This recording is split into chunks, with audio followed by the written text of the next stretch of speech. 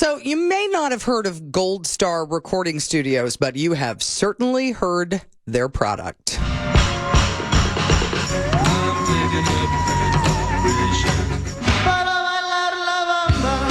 There ain't no cure for the summertime blues.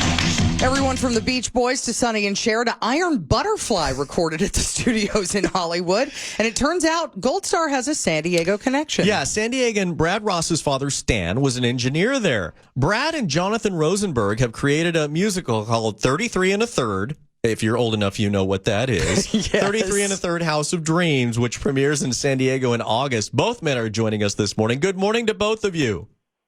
Good morning. Good morning. So this one's for either Brad or Jonathan. You know, recording studios, to most of us, are kind of mysterious and magical, usually filled with illegal substances. So what made Gold Star unique? Well, Gold Star started in 1950.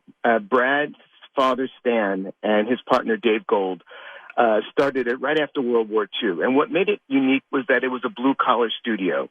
Anyone who had a little bit of money could go into the studio, cut a record, and possibly be a star. There were a number of one-hit wonders that were at Gold Star. LaDonna, you mentioned a number of big artists that recorded at Gold Star also.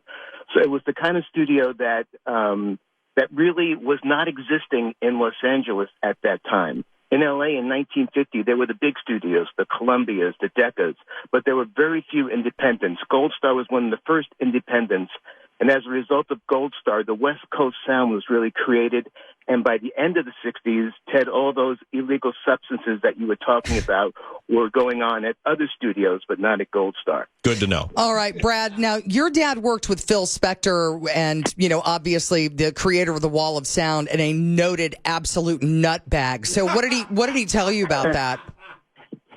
Well, Phil Spector is a musical genius when it comes to production.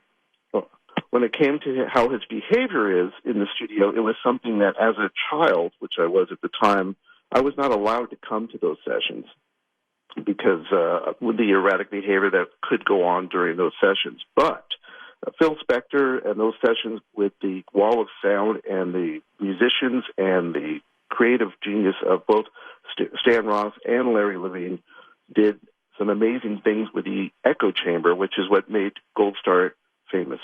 So, Jonathan, and the really cool thing about our show is that you actually get to see how recordings are being done. You get to see how Spector worked, and you get to see his evolution, LaDonna. So you'll see the craziness, but you'll also see the genius. Well, Jonathan, and that's what I was going to ask either one of you is what we can expect from the musical. How is it laid out?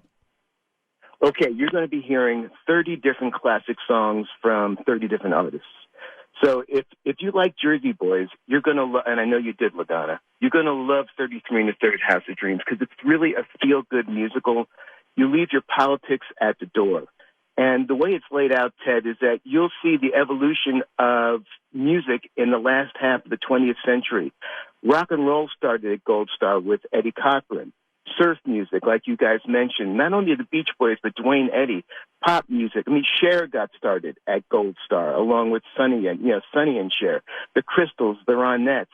Folk rock got started at Gold Star with Buffalo Springfield. You guys mentioned Iron Butterfly, which many consider the beginning of psychedelic music.